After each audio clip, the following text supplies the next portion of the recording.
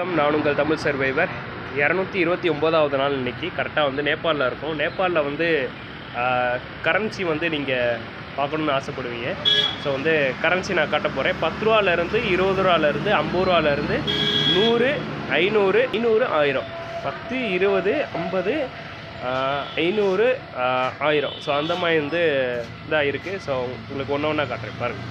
Okay, இது வந்து 10 ரூபா, 20, இது வந்து 20 ரூபா நோட்டு, 50, இது 50 ரூபா நோட்டு, 500, இது 500 நோட்டு. 1000, இது வந்து நம்ம இதில் வந்து 1000, 500 வரைக்கும் தான் இருக்குது. பட் இதில் வந்து 1000 ரூபி வரைக்கும் பார்த்துருப்பீங்க. அண்ட் சேம் வந்து நேபாளில் வந்து கட்டி பிடிக்கக்கூடாது, கிஸ் பண்ணக்கூடாதுன்ற ஒரு ரூல்ஸ் இருக்குது. அதை நம்ம இந்தியாவிலே நிறைய பேர் வந்து பிடிக்கிறான்னு வைங்களேன்.